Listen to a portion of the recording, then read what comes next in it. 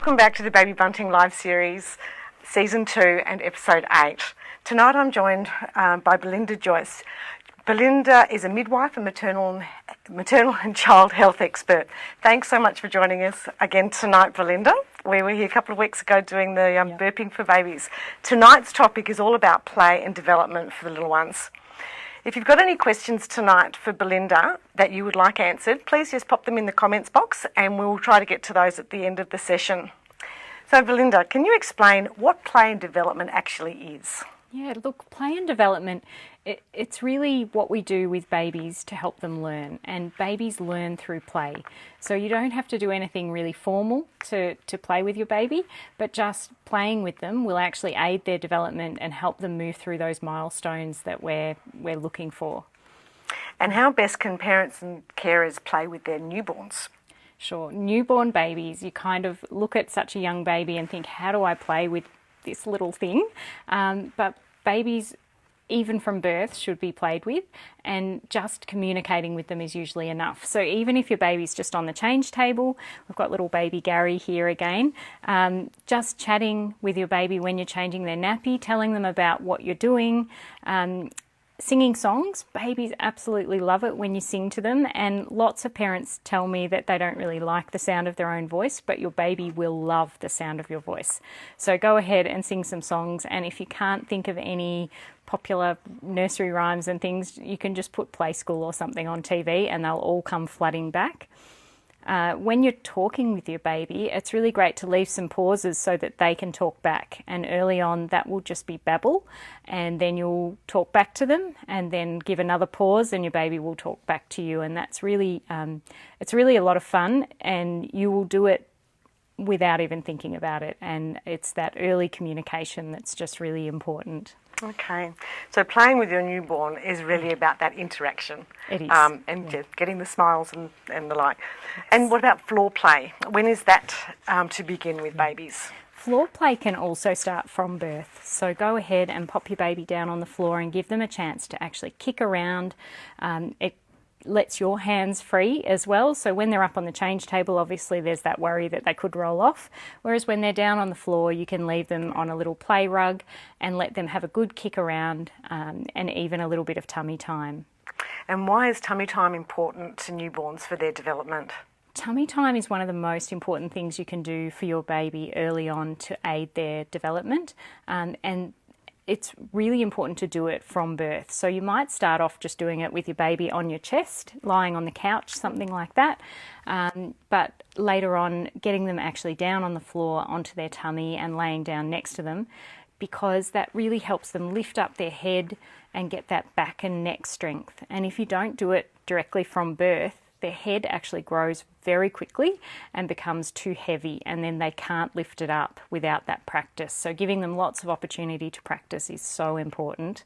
Okay, that's interesting. I hadn't realised that you'd start tummy time from newborn. Yes. I always thought it was a little bit later, but certainly what you've explained with the head, with a larger head, makes a lot of sense. So start from newborn. So then the next milestone, I guess, is rolling for babies and birds. What can parents do to encourage rolling, or do they need to encourage rolling? Look, just doing that tummy time will usually be enough to encourage rolling, because your baby will get stronger and they'll lift their when they're on their tummy, they'll lift their chin off the floor and tilt their head a little bit one way, and that will actually make their body follow, and they will roll or accidentally roll over. They'll often look at you as if, what just happened, because they didn't mean it, and then they will learn to be able to keep doing that. They'll also learn to roll from their back to their side and play on their side a little bit, and eventually they'll learn to get over their shoulder and actually tip their whole body over. But that can take a little bit longer to be able to do that. Okay, so what other behaviours might we see as little one gets older, sort of say that's 3 to 6 months? And what sort of toys or what can we do to encourage the development skills? Sure. So around that age, most babies will start to be able to grasp onto rattles. So lightweight sort of rattles, something like these O-balls are great, really lightweight, and they can grab them with their little fingers. Small, sets of keys and rattles that have the nice thin areas on them. Even musical toys can be really good. They can get quite loud, and as your baby gets bigger and stronger, they'll be able to move them around a lot better. And obviously when they're on the change table, playing with these things above them, showing them the toys can be really great.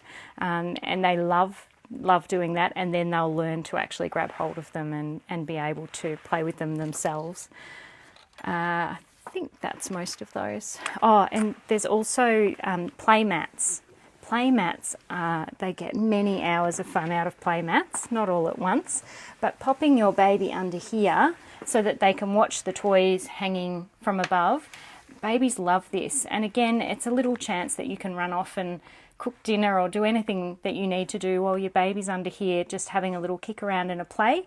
Eventually, early on, they just enjoy looking at the toys, but as they get older, they love playing with them, and you can usually add extra toys to most of these. So there are lots of different toys that you can purchase that can just clip on.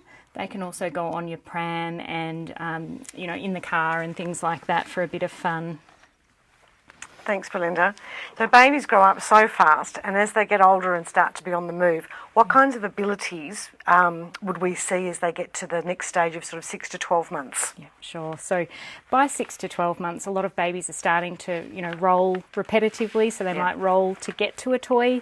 If you had them in this sort of play mat, they'd probably be rolling out of it and onto the floor, and they might come back and play there again, but they're not going to stay in that one place anymore. They'll often caterpillar forwards or backwards and really move around to get to the toys that they want to get to, or to your handbag or shoe or anything else that they can get to. They'll be starting to sort of line it up and try and get their body there. And is this also a milestone around the same age where babies start to sit and play? Do they sit unaided at this age?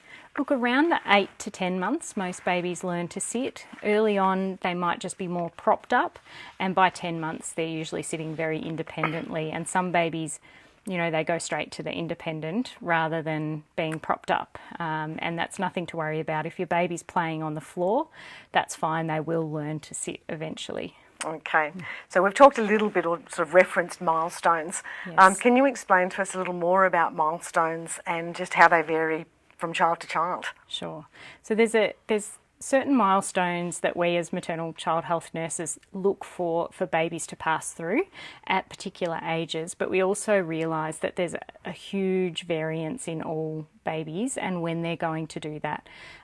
So as long as your baby's showing progress, there's usually nothing to be worried about, and trying not to compare your baby with other babies is really important, because one baby might be sitting and another baby might be crawling and another baby might be starting to say words, and they're showing their different areas that they're excelling in, and they'll all be slightly different, and that's absolutely fine. Okay, so it's starting to, it's summer, and the weather's lovely. It's time for fresh air and getting our children outside to play. How can you, what can you recommend for playtime in the outside area? Sure. Going outside is really important. It's great for us, particularly in the more southern states, to start getting out into the sunshine. It's really great for our mental health as well, and for your baby to learn about the world. So popping them in the pram and just going for a walk at any age is a really great idea. They love watching, the different buildings, the different trees, cars, everything that's going past, and you can explain to them the world as you're walking around as well, and they love that. And then even a young baby loves just being laid on the ground underneath a tree, perhaps on a little blanket, and watching the leaves move in the wind, watching the birds fly by. Just keep in mind in the warmer months that sun safety is really important. So keeping a little hat on them if you're out and about. If you're, say, under a tree and there's really good shade, that should be fine for short periods. But if you're in full sun and your baby's a little bit older, probably using some sunscreen's important. Okay, so changing the environment is obviously really critical for babies and for ourselves, I guess. Yes. And when do babies start to get a little more mobile? Yeah, sort of from that, 8 to 12 month range, we start getting babies that are actually really crawling. They're getting up further in the world, so they'll start pulling themselves up on furniture, pulling themselves up on your legs, and really starting to explore a lot more, and really getting to things that might be quite surprising. And mobility can sort of happen quite suddenly and unexpectedly. Yes. So is this the right time that we start to look for sort of the home safety equipment? Yeah, home safety equipment can be very helpful. So some young babies, they're not really that interested in getting into everything, and they're just happy to sort of get around and play with their own toys. But there's other babies that love getting into every cupboard drawer, everything that they can get into behind the TV unit. So keep in mind there are lots of safety devices that you can get that can actually keep cupboards closed, and there's all different ones for different sorts of cupboards and drawers as well. So they can be a real help. And also the safety gates, many people use them around stairs and also into kitchens. It can just be great to keep them out of the kitchen if possible. Okay, and we find playpens are actually quite important, particularly this time around Christmas time, and people putting them up around the Christmas tree. Yes, that's what we always used ours for at Christmas time. We protected the Christmas tree inside of the playpen. Yes. But playpens are great, and I think they're something that was used more in the past, and they're just a great device that you know your baby's safe in there, even just to run out and go to the toilet and you know that your baby's safe. Thanks, Belinda. When do babies actually start walking? Again, there's a lot of variance, but somewhere between the sort of 11 months and 18 months is usually when most babies start to walk. A little bit before or a little bit after is still fine. And again, we're looking at progress. So they usually will crawl or bottom shuffle first, and then they'll do lots of pulling themselves up and walking around furniture, and then eventually they'll start to take independent steps. They will usually fall down quite a few times before they really learn that skill very well. They do need lots of practice, and it's exciting when they get to that point, definitely. Oh, it certainly is. And what types of products could we suggest for children sort of that 9 to 12 months as they are starting to get a bit more mobile? Yes. What would you recommend? So they're also getting better with their fine motor as well. So there's heaps of other toys that you can use at that age. So things like, something like this where they actually turn the knob and something happens. They love these sort of toys that it doesn't matter how many times they do it, they still get quite excited when the toys pop up, and they have to learn the skills and how each part works. Something like this one that's a pull-along toy, especially once they're walking, they'll love to pull something along. Equally, they love pushing toys as well. So there's, a car there, which can also be ridden on later on, but it starts out as a push-along toy. And all the different, stacking toys, posting toys, little nesting cups, all of these sort of toys they love. And then we sort of move into the bath toys. So a rubber duck is always good. And then sort of squirting bath toys they get a lot of enjoyment out of as well. And this one comes with a little bag so that they dry. And I don't think we've talked about books. Books are a really great toy at any age. And these board books are especially good for babies because they can't break them the same way. They can't rip the pages, and you can throw them in the nappy bag as well and have them with you. But this book's particularly good. There's not a huge amount of words to a page. Really great pictures even for a very young baby to see. They love those black and whites and high contrast sort of books. And then there's another one like this. Yeah, and the crunchy, the touch and feel books that have all the different experiences on each page. These are great as well. So sensory is also very important for any age. Yes. Yeah. Many parents want to use jumpers, walkers, activity centres. What's your recommendation for us around those? Oh, look, babies do really love them. They're very handy because they give parents that sort of chance to be child-free, so the child's in the device and you can cook tea and things like that. But just trying to minimise their use to 10 minutes at a time. Your baby will love it for 10 minutes, and then they can have some time on the floor or time in your arms and share their time between different activities. Thanks, Belinda. And I guess one thing that's also up for debate is screen time. It doesn't matter what age the child is, but let's talk about the babies. What recommendation do you have for screen time regarding the younger babies? Look, the World Health Organisation and many Australian groups also explain that there's no benefit to screen time before the age of 2, and that we should give babies no screen time. But realistically, there are screens everywhere. So in shops, in your house, on your phone, computers, iPads, all of those sorts of things. And then even fridges now are starting to have screens on them as well. So I think what we need to look at is just limiting screen time and not allowing your baby to have long periods plonked in front of a TV. If they're playing on the floor and you don't need to have the TV on, switch it off. If an older child's watching something, then that's the house that they're growing up in, and that will be fine. Don't beat yourself up about it, but do just keep it to a minimum.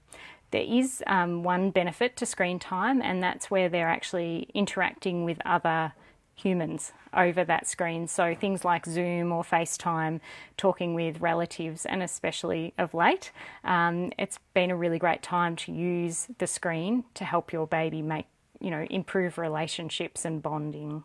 I guess it comes back to that interaction again, as we talked about at the start with the newborn, and just having that FaceTime. Yes. So playtime, it is one of the most important things that you can do for your child from the earliest of ages and all the way through. They grow up so fast, so just don't ever take that for granted, and try to spend as much one-on-one time as possible. Yes, that's very special. Interaction is so important. Are there any questions? Just one question from Emma. She would like to know if electronic toys with flashing lights, etc., count as screen time.